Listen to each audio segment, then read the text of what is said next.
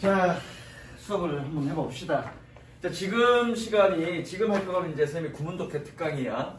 1시부터 2시 10분까지는 이제 특강을 할 거고, 그 다음에 잠깐 15분 쉬었다가, 4시 10분까지는, 4시 15분까지는 이제 정규 수업을 하는 건데, 선생님이 그 수업하면서도 몇 번 얘기했듯이, 이제 구문독해, 지금 방학 내내, 이제 구문독해 오전 동안에 구문독해 수업을 할 거야. 그래서 선생님이 초반에 여러분들 그 독해하기 전에 분명히 독해는 문법이 가미되어야 된다고 그랬어요. 그렇죠? 뭐 여러분들 뭐 중학교 때까지는 그냥 단어만 좀 알면 대충 통밥 때려서 그렇죠? 대충 무슨 얘기인지 그냥 감을 잡는 정도의 수준이었지만 지금 이제 모의고사 이제 고등학교 1학년 모의고사 여러분들이 뭐 한 달 좀 안 되게 한 3주 정도 공부를 했잖아. 그렇죠? 물론 고등학교 1학년 수준은 그렇게 많이 어렵지 않기 때문에 대충 그냥 단어만 알면 해석이 될 것 같지만 그래도 몇 문장씩은 단어를 다 알아도 해석이 잘 안 되는 경우가 있지. 그건 왜 그래? 여러분들이 문법을 정확하게 알지 못하기 때문이야. 근데 늘상 선생님이 그런 얘기를 하지만 여러분들이 뭐 초등학교 때 학원을 다녔던 사람도 있지만 그렇지 않은 사람들 같은 경우에는 중학교 1학년 때부터 3년간 뭐 학원 다니면서 문법 공부하고 그치요? 그 다음에 고등학교 올라가서도 문법 공부를 계속 하잖아. 근데 문법 공부를 하는 이유가 뭐냐면 늘 얘기하지만 이 해석에 접목시키는 해석을 하기 위한 어떤 도구로서 문법 공부를 하는 거라고. 그런데 여러분들 여태까지 어떻게 공부했어? 문법 공부 따로, 해석 공부 따로 이렇게 공부했단 말이야. 그러니까 문법도 정확하게 잘 모르고 해석도 정확하게 잘 안 되고. 그래서 중학교 때부터 고등학교 때까지 다 영어 공부를 하고 나서 늘상 하는 얘기가 영어가 뭐가 제일 어렵니? 그러면 문법이 제일 어려워요. 문법이 뭔지 모르겠어요. 이런다. 무슨 얘기인지 아시겠습니까? 그래서 문법 공부를 하되 선생님은 어디에 해석에 접목시키는 방식으로 그렇게 공부를 할 거야. 뭐 여러분들이 선생님이랑 독해 수업을 해봤지만 독해 수업도 선생님이 그런 식으로 좀 수업을 하잖아요. 그렇죠? 단순하게 문법 문제를 어떻게 푸느냐, 얘가 정답이냐, 뭐 이런 위주가 아니라 우리가 알고 있는 문법을 어떻게 해석에 접목시킬 거냐 이런 식으로 수업을 할 거고 그거의 연장선상이라고 보면 돼. 연장선상인데 독해 수업할 때는 그냥 해당되는 파트 필요한 부분만 부분 했다 그러면 즉 구문독해 시간에는 전체 영어 문법을 쭉 다루면서 그거를 각각의 해석에 접목시키는 걸로 수업을 진행을 할 거야. 그런데 아쉽게도 여러분들이 중학교 때 공부하는 거는 어떤 식으로 공부했니? 뭐 1학년 같은 경우에는 주어가 3인칭 단수인 경우에는 동사 S 붙이고 1학년 말에는 투부정사가 뭐고 동명사가 뭐고 각각의 파트별로 조금 세부적인 디테일을 공부했다고 한다면 이번에 선생님이 구문 독해하는 건 그렇게 세부적인 것까지는 보진 않을 거예요. 왜? 그런 거 세부적인 것까지 봐야만 해석이 되는 건 아니니까. 그래서 전체적인 아웃라인만 공부를 할 건데 그리고 접근 방식이 여러분들이 그동안에 공부했던 그 접근 방식과는 조금 다른 각도로 좀 접근을 할 거야. 그러니까 기본적으로 중학교 때까지 공부했던 그런 문법 내용들을 뭐 세부적인 상세하게 정확하게 다 알아야 되는 건 아니지만 그래도 얼추 중학교 때 문법 내용에 어떤 것들이 있었다 그리고 대충 이런 것들은 내가 알고 있다라는 그런 기초 지식이 있어야 돼. 그게 없으면 선생님 수업을 100% 이해하기가 어려울 거야. 물론 어떤 중요한 항목에 있어서는 뭐 중요한 항목에 대해서는 굉장히 집중적으로 그리고 자세하게 설명하겠지만 그 외에 뭐 그렇게 중요하지 않다라고 판단되는 것들은 그냥 앞에 개요만 설명하고 그냥 넘어갈 거라고. 그러니까 여러분들이 반드시 필요한 건 뭐냐면 내가 지금 문법이 좀 부족하다 라고 생각하는 사람들은 개별적으로 문법 공부를 좀 따로 해줘야 돼. 그러니까 여러분들이 우리 학원에서 문법 수업도 원장님이 하시고 내가 독해 수업을 하지만 여러분들 원장님 선생님이랑 문법 수업을 해봤지만 중학교 때처럼 쭉 일반적으로 원리 설명이나 개념 설명이 아니라 그치? 그냥 항목 그 문제에 해당되는 그 부분만 설명하고 있다고. 그러니까 전체적인 흐름을 알고 있지 못하면 원장 선생님 수업도 그렇고 내 수업도 그렇고 100% 다 이해하기가 어려울 거라고. 그쵸? 그냥 그 항목 하나 물론 그 항목 하나 설명해 줬을 때 그 항목 하나에 대한 이해는 하겠지만 전체 흐름 속에서 그 부분이 어떤 내용을 담고 있느냐는 여러분들이 전체적인 어떤 그림을 그리지 못하는 거라고. 무슨 얘기인지 아시죠? 그러니까 어떤 파편적으로 어떤 문법 내용을 파편적으로 알고 있기 때문에 그게 금방 잊어버리기 십상이야. 그러니까 전체 흐름 속에서 그 한 부분을 이해하는 것과 어떤 내용을 파편적으로 이해하는 것과는 여러분들이 얼마나 그 내용들을 오랫동안 지속하느냐의 그 결과가 달라져. 파편적으로 기억하는 건 그냥 쉽게 잊어버릴 수밖에 없어. 근데 전체 흐름 속에서의 그 한 부분을 이해하는 건 오래가, 그거는. 그래서 선생님이 당부하고 싶은 건데, 내가 영어 문법에 대해서 중학교 때 반드시 해야 될 부분에 대해서 좀 많이 부족했다라고 하는 사람들은 좀 개별적으로 영어 문법 공부를 좀 해주는데, 문법 어떤 걸로 공부하면 됩니까? 어떤 소스를 좀 공부하면 됩니까? 잘 모르겠으면 선생님한테 개별적으로 와. 그러면 방학 기간이 긴 것 같지만 길지 않아. 이제 한 달 반 정도 남았어, 그치요? 벌써 1월 중순이잖아. 그래서 한 달 반 정도 만에 한 4번 정도 반복할 수 있는 그런 스케줄을 선생님이 알려줄 테니까 그걸로 공부하시면 됩니다. 너희 둘은 내가 그 준 거 있잖아, 그치요? 그걸로 하면 돼.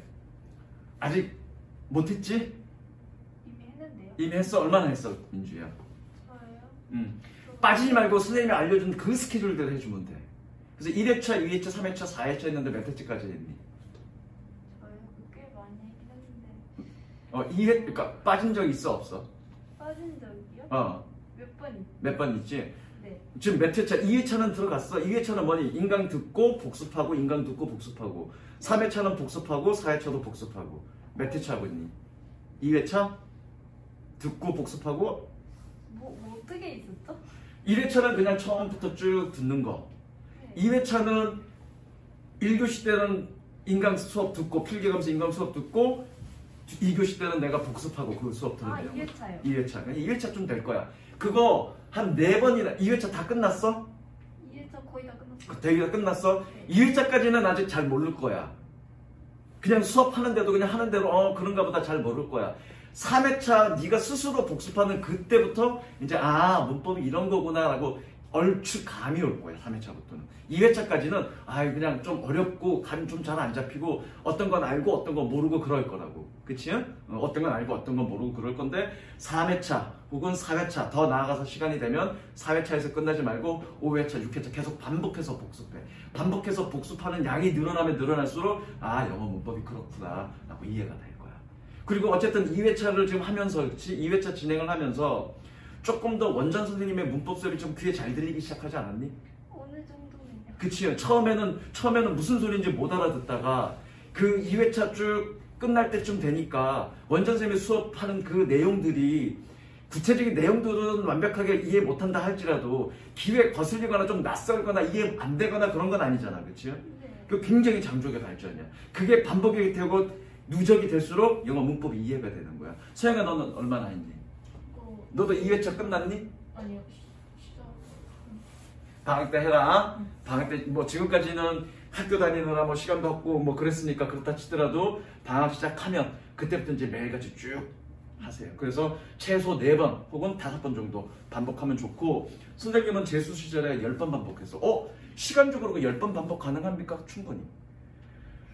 횟수가 복습 횟수가 늘어날수록 문법 처음부터 끝까지 전체를 다 보는 시간은 얼마 안 걸려. 그래서 선생님 10번째 반복할 때는 시간 얼마 걸렸냐면 책이 2권짜리인데 2시간 걸렸어. 한 권에 1시간 걸렸어. 그 정도 수준이 되면 문법에 어떤 내용이 있는지 싹 다 머릿속에 다 들어오는 거야. 그 정도 수준이 되면 여러분들은 그냥 문법 나와도 돼. 문법 나와도 돼. 자, 오늘은 기본적인 오늘은 책은 필요 없어. 노트에 필기하면 되고, 선생님이 맨 처음에 문법 공부할 때 아주 기본적인 것부터 공부합니다. 구와 절. 여러분들 알고 있겠지만 이게 굉장히 중요해 사실은. 여러분들이 문법 공부를 하는 데 있어서 가장 큰 장애가 뭐냐면 용어에 대한 이해야. 예를 들어서 원준아, 네가 물론 그럴 일은 없겠지만 여자친구를 사귀었어. 절대 그럴 일 없을 거야. 여자친구를 만났는데 여자친구 이름을 잘 기억을 못해. 그러면 그 여자가 기분 좋겠니? 나쁘겠니? 나쁘잖아. 이름을 불러줘야 되는데 얘야, 자기야 이러면 자기야 그러면 기분 좋겠구나. 이름을 몰라갖고 거시기야 그러면 기분 나쁠 거 아니야. 마찬가지입니다. 여러분들이 문법을 이해하는 데 있어서 가장 힘들어하는 부분이 용어를 정확하게 기억하지 못하고 있기 때문에 어려운 거야. 그래서 용어에 대한 정의부터 쏙 오늘 들어갈 거야. 자, 그래서 가장 첫 번째 알아야 될 게 구와 절입니다. 준민아, 구는 뭐니? 단어랑 단어? 단어와 구는 좀 다른 개념이잖아. 뭐 얼추 아는데 그치요? 조금 달라. 자, 구는 뭐냐면 두 개 이상의 단어의 모음입니다. 즉 단어가 혼자 있지 않고 두 개 이상 모여 있어. 그걸 우리는 구라고 얘기합니다. 자, 그럼 절 그러면 뭐니? 절. 원준아, 절은 뭐니? 문장이죠. 문장. 그렇습니다. 절의 또 다른 이름은 문장이에요. 우리가 문장 그러면 이건 무조건 절이라고 보시면 됩니다. 절. 그래서 여러분들이 명사 구, 명사 절, 형용사 구, 형용사 절 이런 얘기들을 많이 들을 건데, 그리고 선생님이 앞으로도 그런 용어들을 많이 쓸 건데, 그게 어떤 거다라고 좀 이해하세요. 나중에 형용사 구, 형용사 절에 대한 설명들도 조금 자세하게 할 거야. 어쨌든 구와 절은 그렇게 차이가 난다. 근데 문장이야. 뭘 우리는 문장이라고 그래, 서영아? 문장인지 문장이 아닌지 어떻게 알아? 문장에 있어서 가장 핵심적인 요소는 뭘까? 응? 뭐, 민주야, 뭐? 자신있게 얘기해. 틀려도 괜찮아. 뭐? 권서연, 고개 숙이지 말고. 뭐? 뭘 우리는 문장이라고 그래? 크게 얘기해, 크게. 주어랑 동사. 특히 뭐가 있는 거고? 동사가 있는 거. 주어는 없어도 돼. 주어는 없어도 괜찮아. 반드시 뭐가 있어야 돼? 동사가 있어야 됩니다. 그러면 잘 봐. 우리가 흔히 말하는 투부정사 혹은 ing, 이건 동명사나 분사를 ing라고 그러는데 얘는 동산이 아니니? 서양아, 얘는 동산이 아니니? 얘 동사 아닙니다.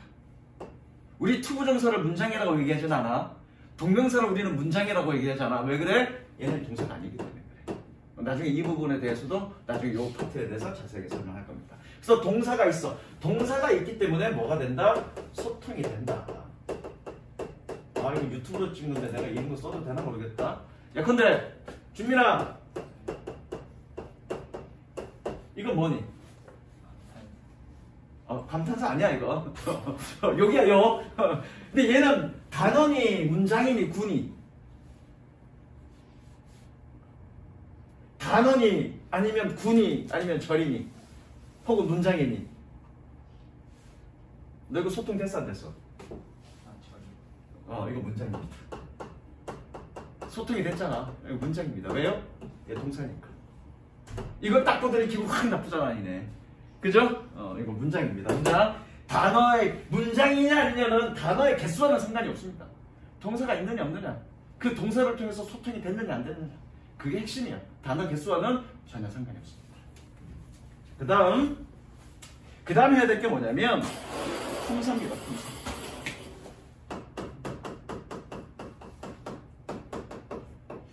자, 품사의 내용을 들어가기 전에 나는 우리나라 영어 선생님들을, 내 나이 또래 영어 선생님들을 굉장히 질타할 거야, 욕할 거야.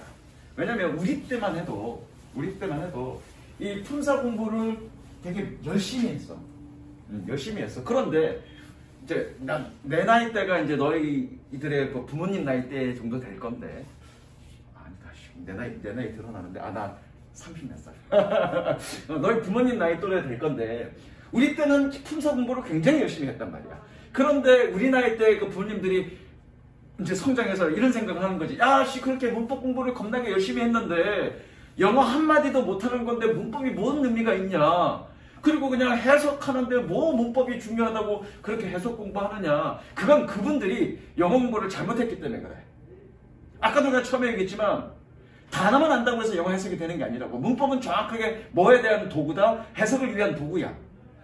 무슨 이해되죠? 그러니까 그 문법 공부를 해석과 연동시켜서 공부하지 않았기 때문에 문법이 중요하다는 걸 모르는 거야.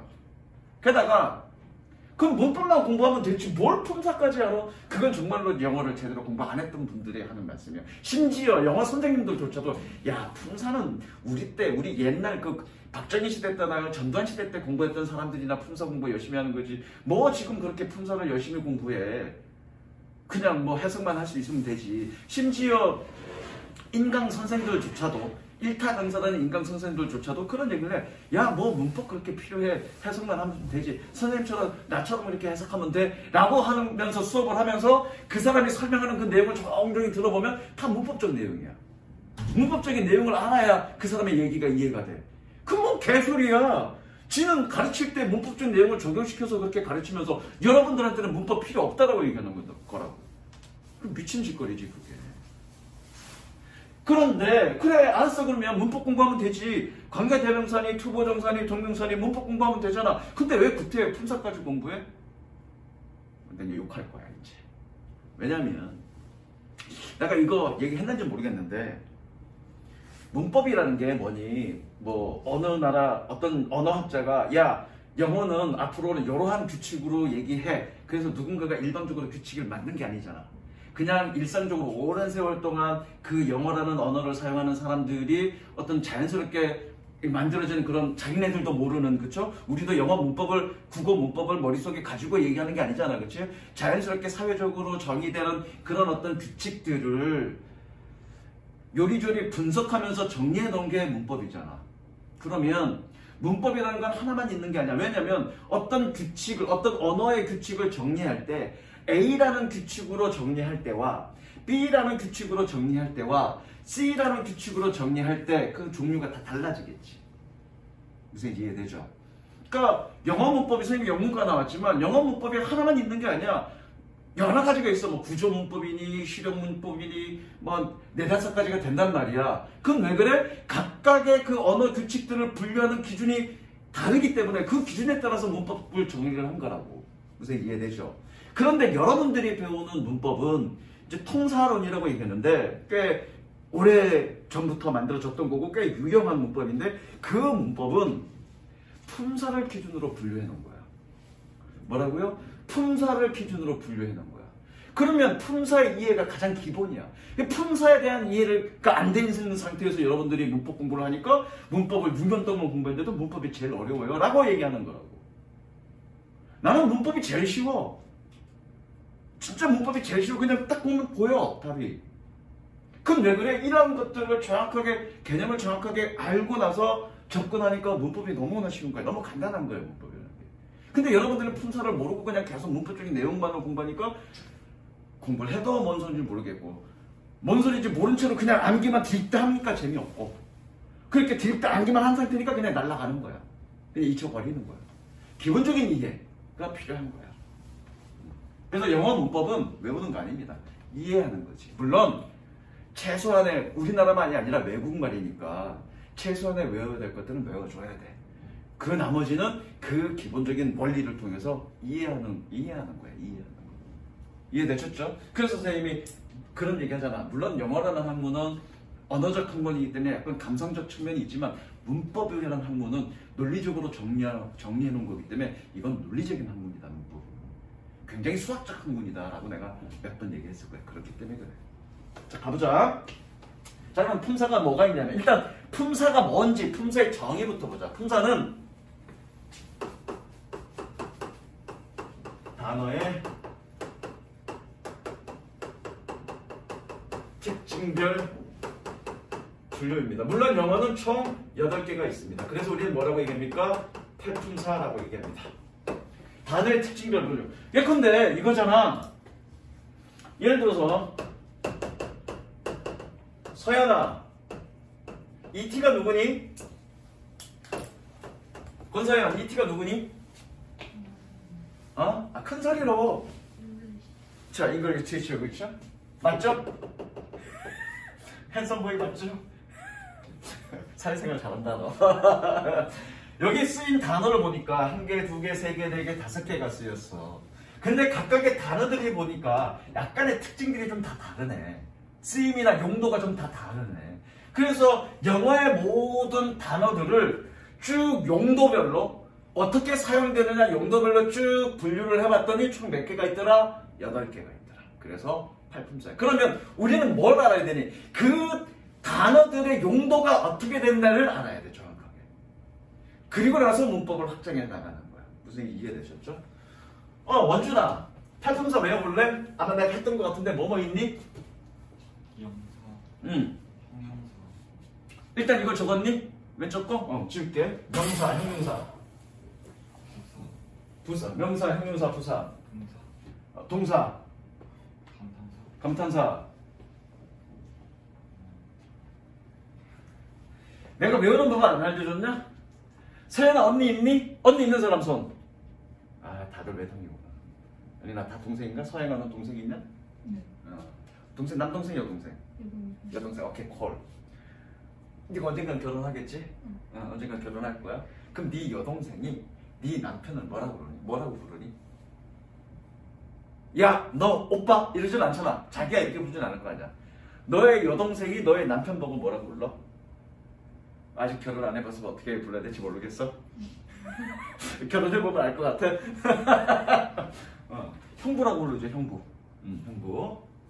자 따라합니다. 명대동 형부 전적감. 다시 천천히. 명대동 형부 전적감. 형부가 어디 살아? 명대동에 살아. 이름이 뭐니? 전적감이야. 따라합니다. 시작. 명대동 형부 전적감. 시작. 한 번만 더 하자. 명대동 형부 전적감. 오케이. 명사, 대명사, 명대동이니까 아니야 적지마. 적을 시간 줄게. 적을 내용 많아. 명사, 대명사, 동사, 형용사, 부사, 전치사, 접속사, 감탄사. 오늘 아마 접속사 전까지만 아마 수업을 진행할 거야. 이거죠. 명, 대, 동, 형, 부, 전, 적, 감. 그죠? 민주야 외워볼래? 팔품사? 오케이 그렇게 외우면 됩니다. 이해됐지? 준비를 외워볼래? 오케이 굿. 명대동 형부 전적감. 자 그러면 명사가 뭐냐? 명사는 뭐니? 3월의 1이면 에이 중학교 1학년 아니잖아. 명사가 3월의 1임을 나타낸다. 대명사는 명사를 대신한다. 그런 거 공부하려고 내가 지금 고등학교 1학년 올라가는 애들한테 특강하지 않잖아. 자, 물론 명사는 3월의 이름을 나타내는 거고 대명사는 그 명사를 대신해서 부르는 거야. 그렇죠? 야, 거시기, 그 새끼, 그 놈, 이거 다 대명사야. 그렇죠? 이름이 아니니까. 그 새끼가 이름은 아니잖아. 물론 세상에는 그 시성에 새끼라는 이름이 있을 수 있는다. 그렇죠? 자, 얘가 하는 역할은 뭐냐면 명사나 대명사는 똑같습니다. 주어, 목적어, 보호 역할입니다. 그러니까 이게 핵심이야. 얘가 핵심이야. 명사란 말이 핵심이야. 왜? 뭐 문장 성분은 공부를 안 할 건데 여러분들이 문장 성분은 대충 알잖아. 주어, 동사, 목적어, 그 다음에 영어에는 보호까지. 그치? 총 문장 성분이 4개가 있어. 근데 문장 성분이라는 건 뭐니? 어떤 것을 해석하는데 또는 어떤 것을 이해하는데 핵심 요소야. 나머지는 다 그냥 꾸며주는 거야. 동사를 꾸며주거나 명사를 꾸며주거나 문장과 문장을 연결해주는 거나 그냥 부가적인 어떤 기능들을 하는 거라고. 문장에 있어서의 가장 핵심적 전달 내용은 뭐다? 주어와 목적어와 주어나 동사와 목적어와 보호. 이 4가지가 핵심적 요소라고요. 근데 그 요소 중에서 이 주어나 목적어 보호 역할을 하는 놈이 뭐니? 명사라고요. 그러니까 명사를 이해하지 못하면 그걸 해석을 못한다는 얘기야. 무슨 이해되시죠? 그래서 여러분들이 이 순간 이후로 명사라는 말이 들어가면 뭐라고요? 명사라는 말이 들어가면 뭘 이해해라? 주어, 목적어, 보호를 이해하라고요. 예컨대 투부정사의 명사적 용법. 그럼 그건 무슨 얘기야? 그 투부정사 덩어리가 무슨 역할을 했단 얘기야? 주어나 목적어나 보호 자리에 있다는 얘기잖아.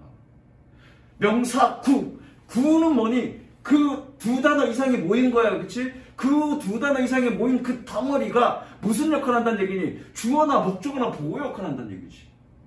명사 절 그런 거니? 절이면 뭐냐? 문장이었어. 그 문장 덩어리가 명사 역할, 즉 그 문장 덩어리가 주어나 목적어나 보호 자리에 있다는 얘기잖아. 그러니까 명사에 대한 이해가 가장 핵심적이야. 게다가 뭐가 중요하냐면 명사절이라는 게 굉장히 중요해. 어떤 놈이 명사절인지 뭐 부사절인지를 몰라. 이게 무슨 절인지를 몰라. 그럼 해석이 안 되는 거예요. 주어가 뭔지도 모르는 거라고. 무슨 얘기 아시겠죠? 그래서 명사라는 개념이 굉장히 중요하고요. 앞으로 여러분들이 명사라는 말을 들으면 뭐다? 아, 주어, 목적어, 보다라는 얘기를 들었다. 이해하시라고요. 동명사 얘기는 뭐 동명사도 그런 거죠. 동명사는 뭐니? 원래는 동사인데 무슨 역할을 하는 거야? ing 붙여서 명사 역할을 한다는 얘기지. 그 명사 역할을 한다는 얘기가 무슨 얘기니? ing 붙여서 그놈이 어디에 있다는 얘기야? 주어나 목적어나 보호 자리에 있다는 얘기죠. 이해되셨죠? 이게 굉장히 핵심. 자, 동사는 얘는 서술어인데 서술어라는 얘기는 뭐니? 얘는 문장을 완성하는 놈이야. 아까 내가 그 얘기랑 연결되는 거지. 어떤 놈이 어떤 단어들이 모여 있어. 근데 그 놈이 문장이 되느냐 안 되느냐는 뭘로 판단해? 거기에 동사가 있느냐 없느냐로 판단하는 거라고. 동사가 있으면 그 단어 덩어리는 문장이 되는 거고, 동사가 없으면 그 단어 덩어리는 구인 거지. 그러니까 동사가 있느냐 없느냐에 따라서 그놈이 문장이 되느냐 안 되느냐가 결정하는 거라고. 그러니까 이놈이 문장을 완성하는 놈이라고요. 이해되셨죠? 그래서 동사는 무조건 어떻게 해석해야 되니? 다라고 해석한다고요. 뭐뭐 다. 그러니까 아까 권사연 여기 보자. 아까 투부정사, 동명사 얘는 동사라 그랬니 아니라 그랬니? 물론 원래는 뭐에서 나왔어? 동사에서 나왔지? 동사에다가 to를 붙이거나 동사에다가 ing를 붙이는 거잖아. 근데 얘는 동사니 아니니? 아니니까 얘는 다라고 해석하면 안 되지. 그러면 어떻게 해석하는데? 그러니까 문법 공부를 하는 거라고요. 그래서 이해되시죠? 그런데 어떤 경우에는 to 부정사인데도 불구하고 어떤 경우에는 ing인데도 불구하고 다라고 해석하는 경우가 있다고요. 그러니까 문법 공부를 하는 거라고요. 그래서 이해되셨습니까? 나중에 설명할 거야. to 부정사인데도 불구하고 다라고 해석하는 경우, ing인데도 불구하고 다라고 해석하는 경우, 딱 두 가지가 있는데 그거 공부할 거라고요. 그 다음에 형용사. 이것도 되게 중요한데 형용사는 일단 해석은 어떻게 되니? 얘는 해석은 뭐뭐 하는 혹은 받칠 니은으로 끝나는 놈. 이게 형용사야. 형용사. 하는 역할은 뭐니? 하는 역할은 명사, 수식, 보호 역할을 하는 거죠. 아, 보호 역할을 하는 놈이 두 놈이 있었네. 그렇죠? 명사랑 형용사. 그래서 문장 성분은 아까도 얘기했지만 주어나 목적어나 주어, 동사, 목적어, 보호. 요 놈이 문장 성분인데 네 가지가 그 문장 성분의 역할을 하는 놈은 딱 세 놈이야. 명사, 동사, 형용사. 주어, 동사가 다 붙이고 장붙이고 다 하고. 형용사가 유일하게 어떤 역할을 하는 거니? 보호 역할을 하는 거야. 물론 명사도 꾸며주지. 이해되셨죠? 그래서 사실은 이 네 가지에 대한 이해가 가장 핵심이야. 네 가지에 대한 이해. 이게 가장 핵심이야. 그렇죠? 게다가 오른쪽에서 여기서는 이 네 파트에서는 뭐가 핵심이냐면 이게 핵심입니다. 나중에 내가 그 독해할 때 문법 풀이는 한 번도 한 적이 없는데 그치? 아직까지도 원장쌤이랑 문법 문제 풀면서 조금 어려울 거야. 어떻게 풀어야 될지. 그리고 1학년 거지만 1학년 거라서 어렵기는 하지만 1학년 거라서 지금 굉장히 쉬운 거야. 학년이 올라가서 좀 어려운데 가끔 선생님이 이제 정규 수업하면서 문법 문제는 어떻게 푸는지를 좀 더 설명해 줄게. 원장 선생님이 그렇게 자세하게 설명하는 건 여러분들한테 문법적 내용을 설명하기 위해서 지금 하는 거고 실전에서 문법 문제를 풀 때는 선생님처럼 풀면 됩니다. 나처럼. 자, 그다음 갑니다. 부사. 자, 부사는 하는 역할은 뭐 얘는 일단 해석은 어떻게 되니? 뭐뭐하게라고 해석이 됩니다. 거의 대부분 뭐뭐하게라고 해석이 되고요. 만드는 건 어떻게 만드니? 형용사에다가 뭘 붙이는 거니? 형용사에다가 ly를 붙이죠. ly를 붙입니다. 형용사에다가. 물론 ly가 붙지 않는 부사도 있어. 그렇죠? 근데 대부분은 형용사에다가 ly를 붙습니다. 그 중학교 때 공부한 거 있죠? 그러면 무조건 ly면 부사냐? 그건 아니죠. 명사 뒤에 ly를 붙이면 형용사 되는 거죠. 이해되셨죠? 얘가 하는 역할은 뭐냐면 얘가 하는 역할은 기타 수식입니다. 기타 수식이 뭡니까? 자, 여기 품사가 8가지가 있어. 그렇죠? 8가지가 있는데 여기에서 명사 혹은 대명사 같은 거 묶은 거야. 얘를 꾸며주는 건 누가 꾸며주는 거니? 얘가 꾸며주고요. 그 나머지는 누가 꾸며주니? 얘가 꾸며주는 거야. 이해되시죠? 그래서 내가 뭐라고 얘기한 거야? 비타 수식이라고 얘기한 거야. 구체적으로 보면 뭐니?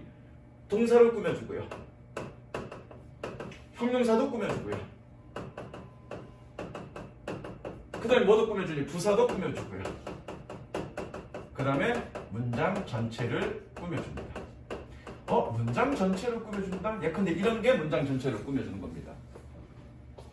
For example, 예를 들어 however, 그러나 또는 뭐 by contrast, 대조적으로 이렇게 이걸 연결하라고 했잖아. 그렇지? 연결은가 뭐니? 앞에 문장과 그 다음 이어지는 문장의 논리적 관계를 보여준다고 그랬지? 그런 놈들이 문장 전체를 설명해 주는 거야. 이해됐죠? 여러분들.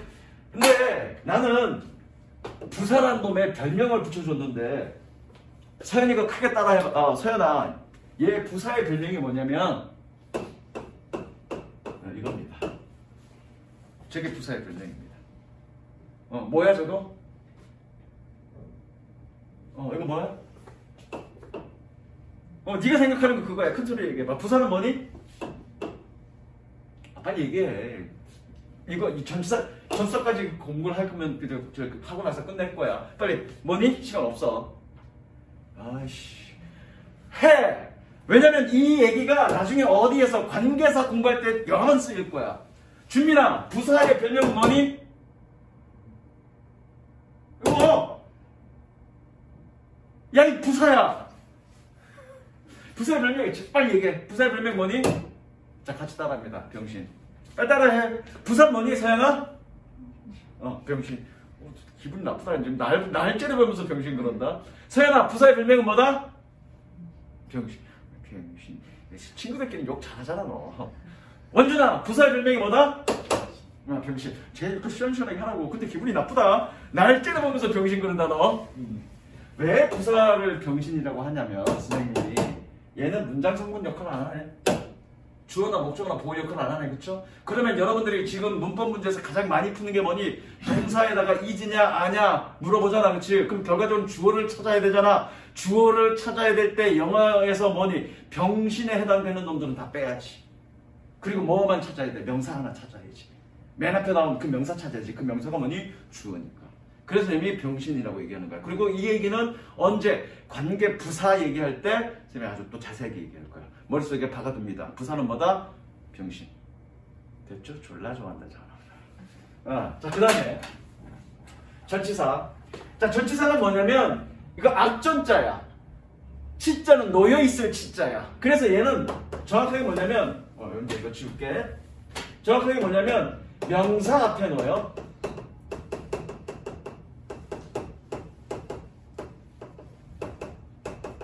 명사와 함께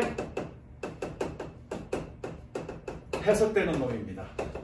그러니까 야, with라는 전치사가 있어. 얘 혼자 쓸 수 있니 없니? 없어. 뒤에 반드시 뭐 필요하니? 명사 필요해. 그쵸? 반드시. 그래서 해석은 어떻게 하니? 앞에 있는 명사와 같이 해석하니? 뒤에 있는 해석과 같이 해석하니? 뒤에 있는 명사와 같이 해석해. 근데 여러분들이 가끔 앞에 이렇게 쭉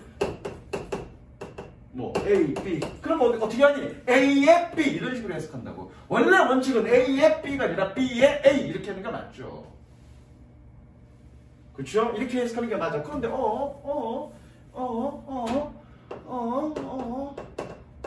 니네 이거 어떻게 하니? 일종해라고 해석하고 그렇죠? 이거 어떻게 해석하니? 1년에라고 해석하고요. 이것도 1년에 한 세트에 어떤 세트에 라고 해석하고요. 한 무리에 이렇게 해석하잖아. 그렇죠? 선생님 전명구는 뒤에 거 해서 이렇게 해석해야 되는 거 아닙니까? 근데 왜 얘는 이렇게 해석합니까? 그건 나중에.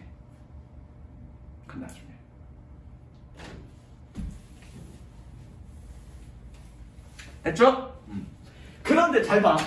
전치사가 있으면 잘 들어. 전치사가 있으면 뒤에 반드시 명사가 따라 붙어야지. 혼자 못 쓰지. 그러면 얘는 무조건 전치사 뒤에 뭐가 붙어야 되니? 명사가 붙어야 되지. 그래서 선생님은 이걸 뭐라고 얘기하냐면 전명구라고 얘기합니다. 전명구. 그렇잖아. 두 단어 이상이 모인 건 구라고 얘기했으니까 전치사와 명사가 붙어져 있다고 그래서 얘는 나는 선생님이 전명구라고 얘기합니다. 그런데 얘가 하는 역할이 뭐냐면 얘가 하는 역할이 얘도 그래서 서영아 너 이제 그 고등학교 올라가서 학교 올라갈 건데 거기에 뭐 마음에 드는 친구들도 있겠지만 왜 딱히 나한테 못되게 한 건 아닌데 괜히 얄미운 애들 있잖아 그치? 걔네들한테 뭐라고 부르면 돼? 욕하면 싸움 나니까 뭐라고 부르면 되니? 전명구야 그러면 돼. 알겠어? 민주야 뭐라고 부르면 된다? 전명구야 그러면 된다고. 원준 알겠냐? 야 이 전명구 같은 놈아. 그래서 영어에 병신은 두 가지가 있는데 누구다? 부사와 전명구가 있습니다. 영어 내가 이렇게 얘기하는 이유는 이거 또 써먹을 거야. 그냥 이걸로 끝나는 거 아니야. 너희들 재밌으라고 이렇게 별명 붙여주는 거 아니야. 영어 문법에서 굉장히 중요한 부분이기 때문에 내가 이거 묶어서 병신이라고 내가 지금 통칭한 거야. 나중에 하면서 선생님 설명을 할 겁니다. 되셨죠? 여기서 한 가지 더 들어갈게. 자, 명사가 하는 역할이 뭐라고 그랬는데 명사가 하는 역할이 주어, 목적어, 보어라고 했죠. 그러면 이 전치사와 함께 쓰이는 이 명사는 도대체 뭐야? 만약에 선생님 애초에 명사가 주어, 목적어, 보어 말고 전치사와 함께 쓰이는 명사가 별도로 있다고 그러면 내가 여기다가 그렇게 설명했겠죠. 근데 그렇게 설명 안 하고 그냥 넘어왔죠. 그럼 얘는 뭐란 얘기니? 주어나 목적어나 보어 중에 하나란 얘기잖아. 주민아 뭐니? 얘는? 주어니 목적어니 보어니? 목적어죠. 그래서 얘를 뭐라고 얘기하냐면 얘를 전치사의 목적어라고 얘기합니다. 이거 관계대명사 할 때 얘기할 겁니다. 그래서 잘 들어. 한국어에는 전치사라는 말 자체가 없고 그쵸?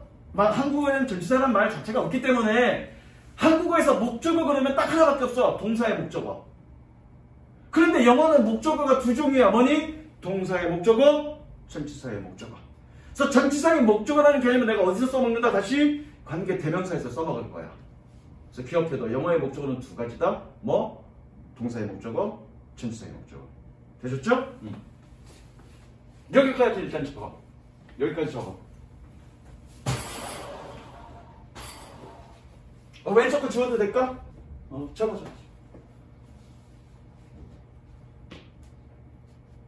사실 품사 뭐 별거 없어. 이거 아주 간단한 건데 이 수업을 안 하고 문법부터 바로 설명하니까 애들이 어려워하는 거야. 이거 수업하는데 시간 얼마나 걸리도. 일본어 선생님이 지금 천천히 나가려고 자세하게 설명해서 그렇지. 별거 없어 이거. 근데 이런 수업을 영어 선생님들이 고리타분하다고 옛날 방식이라고 안 가르치고 그냥 문법만 그냥 드립다 하니 애들이 문법을 6년간 공부해도 문법이 어렵다고 생각하는 거지. 사실 문법 별거 아닌데. 별거 아니야 문법.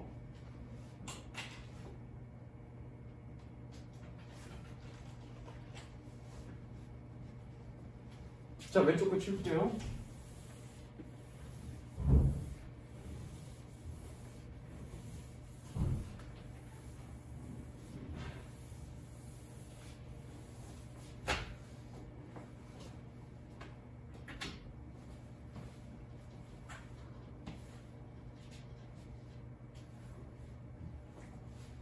자, 니네 어차피 끝나고 나서 쉬는 시간 있으니까 잠깐 스탑.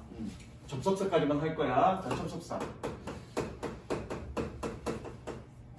자, 접속사는 원래는 잘 들으세요. 원래 정의는 단어와 단어, 구와 구, 절과 절을 연결하는 말을 우리는 접속사라고 얘기합니다. 그런데 영어 문법에서 영어 문법 문제를 풀 때 우리가 사용하는 접속사는 주로 뭐에 집중하면 되냐면 문장과 문장을 연결하는 접속사에 집중을 하면 됩니다.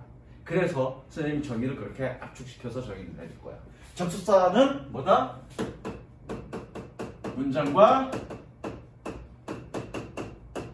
문장을 연결하는 놈입니다. 그러면 생각을 해봐. 문장에는 뭐가 있어야 되니? 동사가 있어야 돼. 그러면 서영아, 동사가 하나가 있어. 그럼 접속사 필요하니 안 필요하니? 필요 없잖아. 동사가 하나 있다는 얘기는 문장이 하나 있다는 얘기니까. 그쵸? 준민아, 동사가 3개 있습니다. 그럼 접속사 몇 개 필요하니? 동사가 3개 있다는 얘기는 문장이 몇 개 있다는 얘기니? 세 개 있다는 얘기지. 그럼 접속사 몇 개 필요해? 2개 필요하지. 왜 문장과 문장을 연결하는 게 접속사니까. 이해되죠? 서연아, 그러면 저기 접속사가 99개 있습니다. 문장 동사가 99개 있습니다. 그럼 접속사 몇 개 필요하니? 다시 좀 쉬운 거 같게 그러면 동사가 4개 있습니다. 접속사 몇 개 필요하니? 3개 필요하지. 원준이 안 넘어갈 것 같아. 속임수에 안 넘어갈 것 같아. 자, 동사가 99개 있습니다. 접속사 몇 개 필요하니? 98개 필요하죠. 이해됐지, 민주야? 그럼 뭐냐? 동사 개수보다 하나 부족하게 무조건 접속사가 있어야지. 그런데 접속사가 어려운 게, 문법 판단할 때 어려운 게 뭐냐면 접속사가 생략되는 경우가 있어. 그럼 여러분들이 어떤 경우에 접속사가 생략되는지를 다 공부해야 되겠죠. 그거 다 공부할 겁니다, 선생님이랑 같이. 근데 접속사가 생략되는 경우는 딱 3가지밖에 없어. 많지도 않아. 딱 3가지야. 근데 2가지는 이미 여러분들이 공부했어. 아니다. 좀 공부 열심히 한 사람은 3가지 다 공부했어. 근데 그게 그건지 모를 거야. 그래서 그런 부분들도 좀 정리해 줄 겁니다. 이해되셨죠? 그래서 접속사 개수보다 플러스 1개가 더 동사가 있어야 된다. 이해됐죠? 그런데 접속사의 종류는 크게 3종류로 나눕니다. 등위 접속사,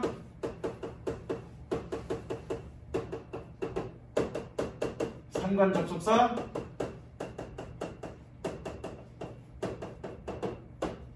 종속 접속사.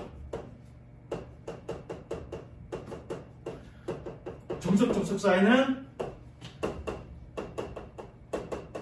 명사절 접속사,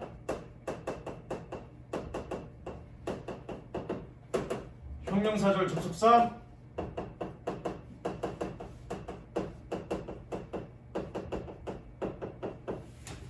부사절 접속사.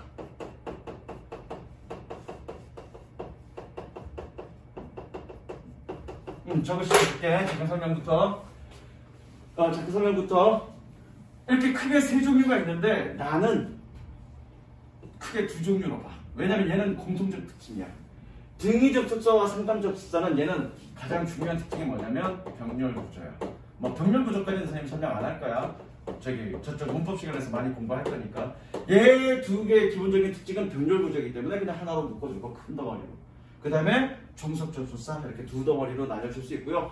종속 접속사는 뭐가 있다? 명사절 접속사와 형용사절 접속사와 부사절 접속사가 있습니다. 이 접속사에 대한 공부는 이거에 대한 이해에 대한 공부가 굉장히 중요해. 그래서 이 부분에 대해서 이 구체적인 내용에 있어서는 나중에 책 들어가면서 또 자세하게 할 거고, 다음 시간에는 뭐니? 이 말의 의미가 뭐냐? 명사절 접속사와 형용사절 접속사와 부사절 접속사, 말의 의미가 뭐냐? 말의 의미만 판단하고 넘어가겠습니다. 이해되셨죠? 여기까지 가겠습니다.